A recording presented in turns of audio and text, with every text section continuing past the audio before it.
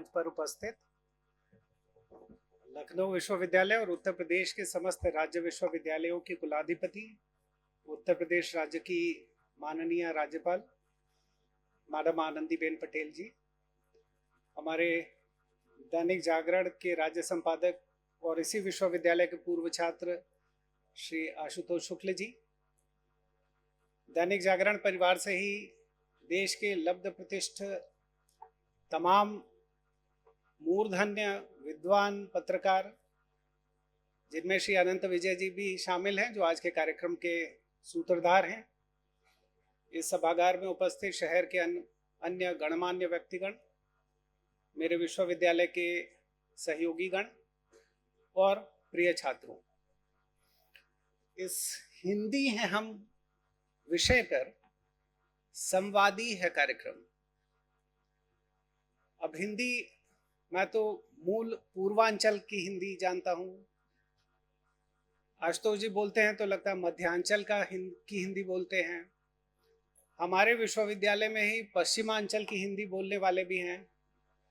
बहुत सारे देश के अलग अलग भाग से हमारे यहाँ हाल में जो रिक्रूटमेंट्स हुए, उसमें बहुत सारे अलग अलग भाग से शिक्षक आए। वो अपने अपने क्षेत्र की हिंदी बोलते हैं, जिसमें बंगाल के बॉर्डर वाली झारखंडी हिंदी भी है, उसमें बिहारी हिंदी भी है, और दिल्ली और फिर हरियाणा और फिर पंजाब या राजस्थान चलते जाएं तो ये एक रेंज जो हिंदी का मिलता है, ये सब जब संवाद के माध्यम से समाहित हो जाता है कहीं, तो एक नए स्वरूप का दर्शन होता है, जो भाषा को अभिव्यक्ति के संदर्भ में एक नया आयाम प्रदान करता है।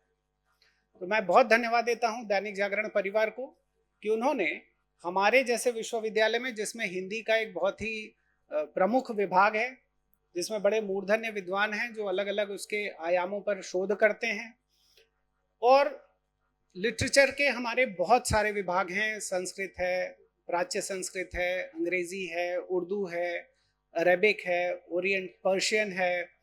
ये सभी भाषाओं से मिलकर ही हिंदी बनी थी। लेकिन वो हिंदी हमारे व्यक्तित्व का भाग, हमारे अस्तित्व का भाग कैसे बनी और उसने हमारे अंदर किस प्रकार का बदलाव किया, हमारे सोच में, व्यवहार में, आचरण में, वक्तव्य में, उस पर मुझे लगता है अलग अलग डायमेंशंस को लेकर जब हम काम कर रहे होंगे और विमर्श कर रहे होंगे इस मंच पे, तो वो चीज सामने प्रकट होगी। क्योंकि दैनिक जागरण मीडिया का एक समूह है, बड़ा समूह है। उस मीडिया के समूह में मैं जरूर दो एक बातें कहना चाहता हूं। और जब से ये मीडिया में बदलाव आया, बिकॉज प्राइमरली मीडिया, प्रमुखता मीडिया तो सूचना के संप्रेषण का माध्यम मात्र है। It is just a means of communication, transformation of ideas और information from one section to the other. इसलिए पहले का जो मीडिया था, माध्यम था सूचना के या संवाद के, उसका स्वरूप और उसका गर्भ कितना विशेष था। जैसे दिनकर जी ने जब चीन का युद्ध हो रहा था उस समय लिखा, श्वानों को मिलता दूध वस्त्र, भूखे बच्चे अकुलाते हैं, माँ की हड्डी से चिपक ठिठुर जाड़े की रात बिताते हैं, युवती के लज्जा वसन बेच जब ब्याज चुकाए जाते हैं, मालिक तब तेल फुलेलों पर पानी सा द्रव्य बहाते हैं। ये मीडिया के माध्यम से साहित्य का सृजन था। इसलिए ये सिर्फ दिमाग तक नहीं पहुंचा, ये हृदय तक पहुंचा, और वो आज भी इतने वर्षों बाद भी ऐसे किसी मंच पर बोला या पढ़ा जा रहा है। लेट 70s के अंदर जब देश में एक क्राइसिस की स्थिति आई, एक 70 के दशक में, दुष्यंत कुमार जी ने लिखा, भूख है तो सब्र कर, रोटी नहीं तो क्या हुआ, आजकल दिल्ली में है जेरे बहस ये मुद्दा।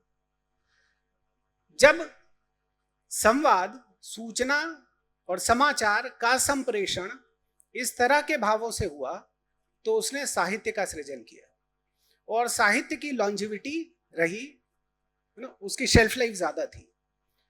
अभी क्या हुआ, बीते कुछ समय में मीडिया सत्य से ज्यादा सबसे तेज पर, सबसे सत्य से ज्यादा सबसे तेज पर एम्फेसिस होने लगा, और 24/7 मीडिया ने इसको और ज्यादा जटिल बनाया।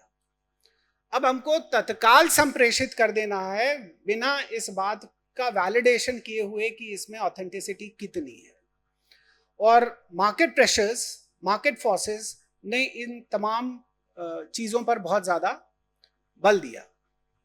नतीजा, सत्य भी कॉम्प्रोमाइज हो रहा है और साहित्य भी कॉम्प्रोमाइज हो रहा है। इस हिंदी है हम के माध्यम से मैं जरूर इस बात पर मेरा एक अपेक्षा होगी कि 2 दिन में हमारे बहुत सारे छात्र भी यहाँ बैठे हैं, बहुत सारे शिक्षक भी बैठे हैं, और बहुत सारे लिटरेचर के शिक्षक, इतिहास के शिक्षक और छात्र बैठे हैं जो भविष्य का निर्माण करने वाले हैं, भविष्य के साहित्य का निर्माण करने वाले हैं, ऐसे चीजों का निर्माण करने वाले हैं जो भविष्य में इतिहास का भाग बनेगा।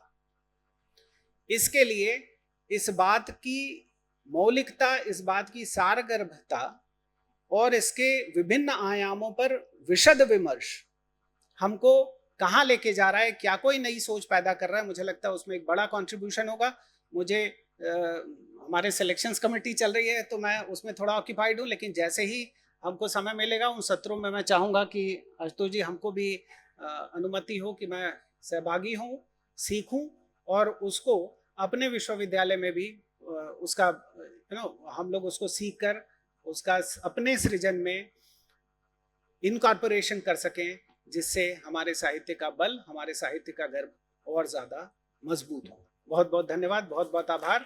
मैं इस मंच के माध्यम से पुनः हमारी महामहिम राज्यपाल महोदया का और पूरे दैनिक जागरण परिवार का और शहर के उन तमाम मूर्धन्य विद्वानों का स्वागत और अभिनंदन करता हूँ।